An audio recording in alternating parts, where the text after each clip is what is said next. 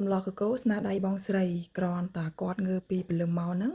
ក៏ដើរបេះបន្លែខៀវបន្លែអីស្លឹកងប់ស្លឹកអីហ្នឹងជុំវិញផ្ទះតែម្ដងហើយមិនត្រឹមតែបេះបន្លែណាបងប្អូនណាយគឺផ្សំគ្រឿងផ្សំអីឲ្យអស់ហ្នឹងលីងអង្ករលីងខ្លួនឯងបុកគ្រឿងបុកអីកញ្ច្រាំផុកអីរៀបចំនឹងឲ្យអស់តែម្ដងហើយប៉ុន្តែមិនមែនធ្វើហូបពេលព្រឹកហ្នឹងទេណាគឺធ្វើហូបពេលថ្ងៃគ្រាន់តែគាត់រៀបចំឲ្យហើយអញ្ចឹងណាបងប្អូននៅពេលដែលជិតដល់ម៉ោងបានធ្វើហូបពីព្រោះអីនៅពេលដែលយើងធ្វើហូបភ្លាមៗអញ្ចឹងទៅវាក្តៅឆ្ងាញ់ណាបងប្អូនហើយឥឡូវនេះក៏ជិតដល់ម៉ោងបាយថ្ងៃត្រង់ហើយក៏បងស្រីខ្ញុំចាប់ផ្ដើមធ្វើឲ្យបងប្អូនបើប្រហុកវិញបងប្អូនដាក់តាមការចូលចិត្តបើពួកខ្ញុំវិញស្លកូចចិត្តដាក់ប្រហុករៀងច្រើនដោយសារតែវាធំរៀងស្អុយខ្លាំងទៅ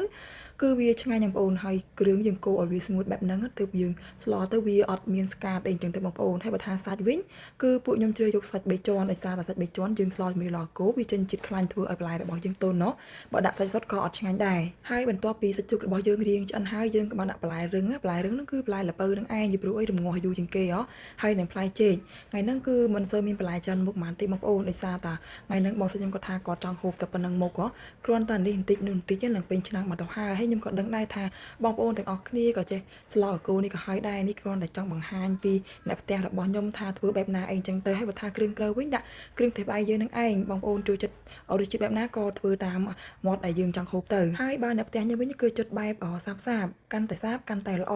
ពីព្រោះអីបើអ្នកណាដែលចង់ហូបរៀងរសជាតិដិតខ្លាំងអីក៏ដាក់ទឹកត្រីហូបឲ្យខ្លួនឯងទៅតែភាគច្រើនគឺត្រូវតែស្លសាបដោយសារតែភាគច្រើនអត់សូវមានអ្នកគេហូបប្រៃទេអ្នកផ្ទះខ្ញុំហ៎ហើយនោះគ្រាន់តែចាក់អង្ករលីងចូលហើយបងប្អូនហើយមើលទៅឡើងល្អឡើងអុយទំនងមែនតែនហ្មងណាបើបន្លែខៀវវិញខៀវមែនឡើងពណ៌បៃតងល្អតែម្ដងហើយបងប្អូនហើយបន្លែខៀវហ្នឹងយើងគ្រាន់តែដាក់វីទល់ហើយកូរមកត្រឡប់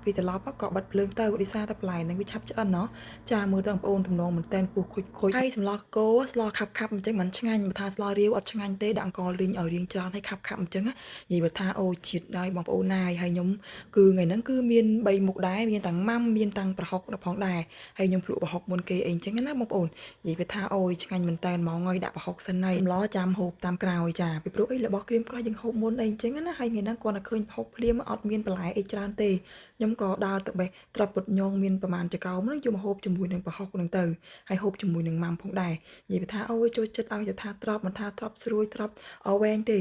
ចូលចិត្តទាំងអស់តែម្ដងហើយបងប្អូននិយាយទៅគឺភាគច្រើនខ្ញុំចូលចិត្តបន្លែហ្នឹងតែម្ដងហើយថ្ងៃហ្នឹងគឺសុំបែបស្រស់ៗទៅណាបងប្អូនមើលតាអាវទៅឡើងស្រស់បាត់អ្វីទាំងអស់តែម្ដងហើយសូម្បីតែចានក៏មើលលេងចង់ឃើញដែរហើយបើថាមុខហើយនឹងដៃវិញឡើងខ្មៅដូចខ្ជុំតែម្ដងហើយដោយសារតែសម្រស់អាវខ្ញុំវាចែងចាំងពេកឥឡូវដល់វគ្គហូបសម្លម្ដងហើយពីព្រោះអីសម្លកកូរខាប់អញ្ចឹងខ្ញុំចូលចិត្តហូបទទេឲ្យចូលចិត្តហូបមួយបាយទេអញ្ចឹងទៅដល់ពេលដែលខ្ញុំចង់ហូបប្រហុកឬក៏ម៉ាំហើយខ្ញុំហូបឲ្យហើយអញ្ចឹងទៅខ្ញុំដួសសម្លហូបលេងហើយសម្លកកូរបន្លែច្រើនណោះអញ្ចឹងទៅចាំឲ្យហូបមួយបាយហូបអញ្ចឹងទៅវាឆ្ងាញ់បងប្អូនណាយវាទៅ